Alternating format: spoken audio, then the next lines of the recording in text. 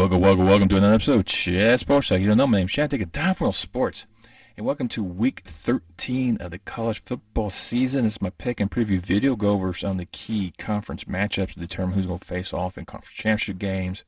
We'll have a lot of rivalry games going down, like the Alpha Cup, the Egg Bowl, the Iron Bowl, the Sunflower Bowl, the Magnolia Bowl, the Heartland Trophy. I mean, a huge amount of rivalries going on, and a lot of them do kind of play in the fact of who's going to go where in terms of rack and stacking the playoff participants. Some conference championship games are waiting for opponents like the Big 12 and TCU. Who is going to be? Is it going to be K-State or is it going to be Texas? This is what this week's all about, especially on a holiday weekend where friends and family are sitting together, splitting up the turkey leg, talking about football and politics. Always great dinner conversation. But before I get on to all my nonsense, if you could, go ahead and smash that thumbs up for me, especially like the content I provide. Really please you two guys for help putting this channel out. You also subscribe. I love you guys review my work. I love you for doing that. And how many of you subscribe? It costs you a dime. Helps me provide more time value for you. Now, going over last week's aspects, I actually went looking at my notes here. Oh, yeah. I was undefeated. I told you I will never see that mark again, ever. I don't foresee that happening this week, because I'm sure the schools I'm going to pick are not going to bode very well. There's already some of the games already transpired. Max already played games on Tuesday, so I missed on that one. I'm not going to cover the Egg Bowl. That's starting on Thursday. So we'll handle the Black Friday edition. As we all know, it's the biggest shopping day of the year for the Christmas shopping season. And also some key games going on as well. And we'll start off in Cincinnati, where the Bearcats will play host to Tulane. Both these schools are in the top 25 college football playoff. More likely, this would be could be the participant in the New York Six, because UCF is also hanging around as well, because if they win their matchup against South Florida, they're going to be in. Because the loser of this game, both these schools have lost to UCF. The only way that both get in is UCF loses. So with these two, right now it's only a 1 point difference between them in terms of the betting aspect, and that's in Cincinnati's favor. And looking at these two programs, the way they've been battling back and forth, I see a very, very tight contest. I think the over-under right now is 46.5. I don't know. This is going to be a true contest to find out who's going to probably be leading the American charge moving forward. Pretty much who's going to host the championship game as well, since UCF stumbled last week against Navy. And I am also going to go with Cincinnati. It is going to be a tight contest. There's not much. You can look at these two squads, and they're pretty much identical in terms of their aspects and how they're going to participate. Whatnot. Spears for the wave, almost 1,000-yard rusher. He's going to get that against Cincinnati. Bryant's been a pretty competent quarterback, throwing for 21 touchdowns. None of those going to Scott. And I think it's going to be a very tight contest. I think it's going to be like a 2 point or less, possibly an overtime game between these two. I think that's going to be how this one's going to end, is overtime, with the winner advancing, hosting the American Championship game, part against UCF. Then we head out to Austin, where the Longhorns will take on Baylor. Baylor's been on a struggle bus, and Texas has been very much better. They own the bus breaks down, they fix the bus, so they get it going again, and the bus breaks down. So it's one of those things. Texas is trying to ensure they stay in relevant closeness to TCU for a rematch in Arlington. Texas has the advantage over K-State because they beat them. So what Texas has to do is win and they're in. Just win, baby. With both of these right now, Texas favored by 8.5. It is going to be closer than that. Baylor's going to play them pretty close. I don't see Texas losing at home again. That'll be an anomaly in that aspect. But I don't think Shapen and the Bears will go down without swinging. So I think a few Bears might maul a couple Longhorns, but in the end, it's going to be a Longhorn stampede that will get the job done, and Texas should win by 6. Then we head out to Iowa City, where Nebraska will play host to, Iowa will play host to Nebraska. There we go. In their now rival game set for the end of the year. And this is not turned out to be the contest that Big Ten really hoped for, because once the Big Ten joined, their prowess as a football program has slowly declined. They were on the decline before they joined. It's become significantly worse since they joined. Now maybe once they get past the Scott Frost era, maybe things will go a different direction for them. But Iowa is just not one of these teams you can just go, hey, this is how we're going to fix everything, even though offensively Nebraska should do better than Iowa. However, Iowa's defense is a lot better than Nebraska's. Right now, Iowa's favored by 10.5. I doubt it's going to be that much, just because Iowa's offense won't put up that much numbers unless the defense is scoring its touchdowns. But I will give it to the Hawkeyes because if they win, they're in the Big Ten championship because they have the edge over Purdue. I note the Virginia Tech game has now been canceled. This is the second game in a row Virginia has canceled due to its horrific incident on their campus. So their season is now done at 3-7. Virginia Tech is also at 3-8. Game didn't really matter between them except for a matter of pride, but I think it makes the most sense for the Cavaliers to close this chapter on the season, try to heal, and start anew next year. Then we head out to the Coliseum, where the Trojans will play host to Notre Dame for their annual grudge match between the two. And Notre Dame, as of recently, has been playing extremely, extremely well. They have knocked off quite a few top-ranked teams, including Clemson and North Carolina. Gave Ohio State all they could handle at the beginning of the year as well. Now note they've had some other lackluster losses, like to Stanford and Marshall. But they had just been winning and just winning. I mean, no, they haven't really played anyone too seriously tough, except for when they beat Syracuse and then Clemson the next week, so a couple back-to-back ranked opponents. And USC has struggled with ranked teams. You saw how they went against UCLA last week. They just went back and forth. How they lost to Utah.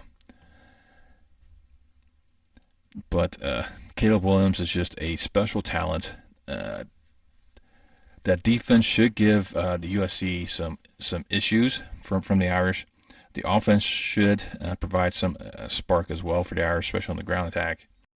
However, I think USC is a more complete team. As much as I would love to have Notre Dame just burst a bubble on USC's ability to go to the playoff, I'm going USC. I think USC is going to be too much. Like I said, right now they're favored by 5.5. It's going to be close. It's going to be like a 3-point victory, but I will also go with the Trojans. And then the big game from the Horseshoe, Ohio Stadium, Columbus, Ohio. Ohio State Buckeyes play host to the Michigan Wolverines. Once again, both schools are undefeated heading into this matchup. The loser may not be selected. If it's Michigan losing, they could pretty much kiss a playoff position goodbye unless there's a lot of other factors that come into play, i.e. TCU, USC, Clemson all lose. Then you'll see Michigan. So you have to have all those come into play before Michigan gets in. Then there's Ohio State. One thing that Michigan have to look at is Corum. He got injured against the Illini. Pretty much they're saying there's no structural damage with the knee, but no other information really has kind of transpired on his availability Friday, in Columbus. And I don't think Michigan will be able to provide enough offensive firepower without him. He is part of their dual running back attack. So they'll have enough running attack to begin with, but I think with him gone, that puts more pressure on McCarthy, and I don't see him leading the charge that well. C.J. Stroud should be able to move up ahead and get past his Michigan defense, which doesn't seem to really miss a beat from last year. Ohio State's favored by 7.5. It's going to be closer. It's going to come down to probably a last-second field goal, probably some nice weather, because it's going to be cold. And I'm giving Ohio State. I had Ohio State in the championship game in the preseason, so I got to stick with the Buckeyes on this one. I think they will have everything in place to move forward. Then we'll head down to the Sun Belt, and we'll go into Mobile, Alabama, as South Alabama play host to Old Dominion. South Alabama's got to win this game to keep pressure on Troy, and we'll be playing later on to find out who is going to go to the Sun Belt championship game to represent the West Division. With Old Dominion, they're just a hit and miss type of team. They're more miss than hit. Sometimes when they miss, it's a very near miss, but a miss nonetheless. I think it's just going to be no problem for the Jaguars to get past the Monarchs. Right now they're favored by 15.5. Yeah, I think it's going to be at least a 14-point victory for the Jags. And then a contest out there for Conference USA to find out who is going to go to San Antonio and take on the Roadrunners. So the Western Kentucky Hilltoppers will head down and take on the Florida Atlantic Owls in a key matchup where Western Kentucky is putting pressure on North Texas. Right now, Western Kentucky is favored by 7.5. This is led by their quarterback Reed, who has almost 4,000 yards passing. Well, he should get the 4,000-yard mark after this game with 33 touchdowns. It says, how can Western Kentucky stop the running attack of McCammon from FAU? That's going to be their focal point. He doesn't score many touchdowns, but he does produce a lot of runs. So as long as they can limit his damage, I think to be all right. Right now, like I said, Western Kentucky's favored by 7.5. I think it'll be closer than that. I think FAU is probably going to surprise them, but Western Kentucky will still come out top in the end. And speaking of the Conference USA, the other matchups that is needed to find out who goes to San Antonio is Rice will visit North Texas. Now, the Rice Owls is not quite a powerhouse per se to challenge anyone. And the Mean Green have some mean tendencies themselves. As Own is almost 3,000 yards passing with 29 touchdowns, so he should have no issues on this aspect. They're favored by 14 at this present point in time. I'm not going to disagree with that one. I think North Texas will easily win against Rice. And once again, Rice is going to be the opponent for a school to clinch their position in the conference championship game. So congratulations to the Rice Owls for that distinction as North Texas rolls to have their date in San Antonio. Then the Civil War between Oregon and Oregon State. This is a huge matchup in the Pac-12. Once again, the Pac-12 is coming to the end of the season where they just eat each other up. Unlike the SEC, only like to schedule cupcakes this time frame. This is where the Pac-12 determines who is really the top of the heap. And for this one, it's really kind of hard to see. I said Bo Nix is not. He was 100% last week, and he did just enough to win. Oregon State's no pushover. They've given everyone everything they can handle. They just can't close out games, and that's their issue. But can Oregon State defense step up, especially against their in-state rival? This rivalry game, can they step up and take care of the Ducks and just eliminate them altogether? Because Oregon needs to win this game to keep the pressure on Washington to find out who's going to take on USC. I think the Beavers will be too much for the Ducks. Right now, Oregon's favored by 3. I'm going to give it to Oregon State for that same amount. I think it's just a wild contest between these two, but I think the Beavers are edging them out. Then to the Big Ten, where Purdue and Indiana. Now, with these two going at it, there's going to be a late game anyways. That it's going to be too late for for Purdue, because they'll already find out that Iowa's already won, but they need to win this game to keep their playoff position or Big Ten championship game appearance alive. Yeah, they're going to be too much for Indiana. Indiana will give them trouble. That's just how this rivalry goes. I would not be surprised if India pulls off the upset, but I think Purdue is going to be able to hold on. Right now, Purdue's favored by 10.5. No, there's going to be like a 1-2 point advantage, Purdue. This is how this game's going to go. It's going to go down to the wire. It's going to be a late comeback by the Boilermakers, but they'll get that 8th victory against their in-state rival, Hoosiers. Then the other Sun Belt clash I'm going to worry about, we head out to Jonesboro, Arkansas, as Arkansas State play host to Troy. This is going to be one of these games that you have to look, that Troy is looking at to win this one game, win it, they're in it. Arkansas State may not be a huge, give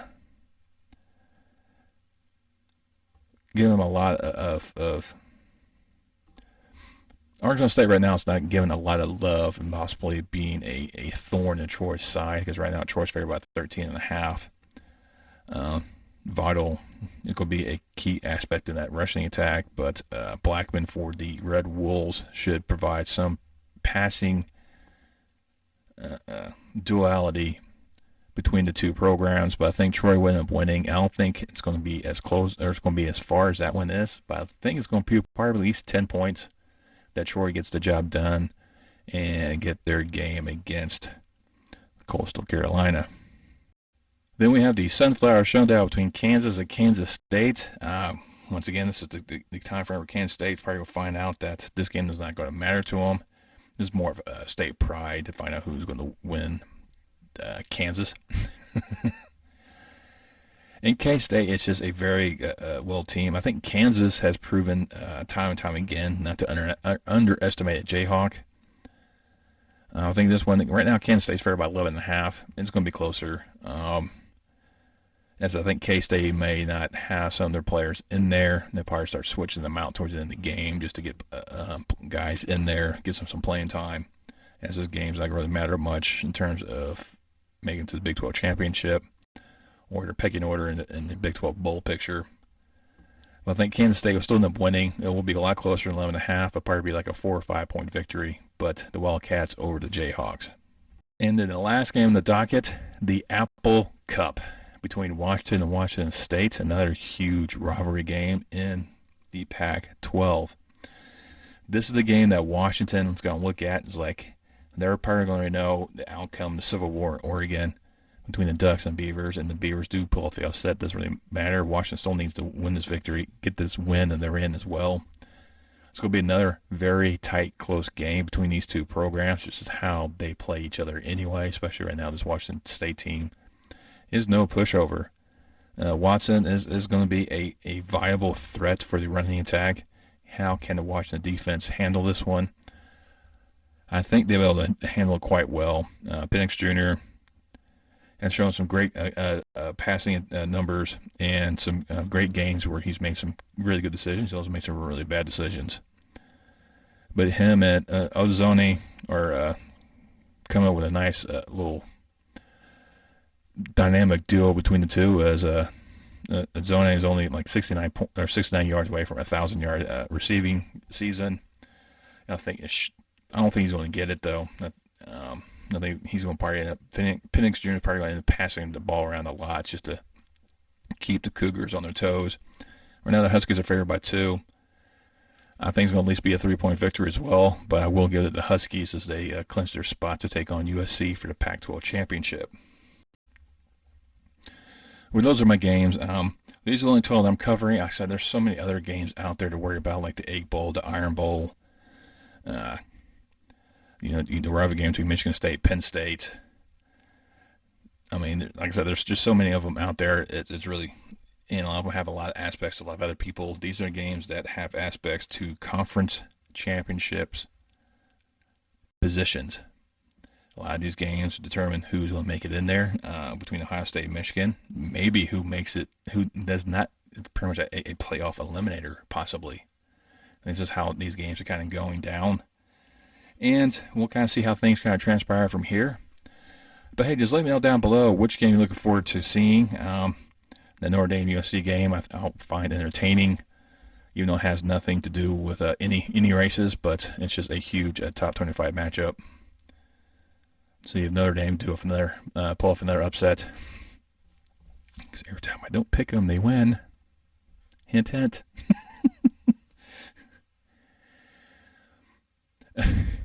Write down there and let me know. And let me know how silly I am for my hopeful wish for the Irish.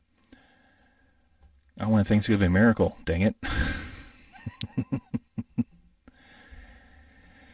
Well, make sure you hit that thumbs up. You can also share this video with friends and family. It really helps put this video out. Once you subscribe, make sure you hit that bell and turn on notifications so anytime I post any more content on my channel. And I will see you next time on Chat Sports Talk.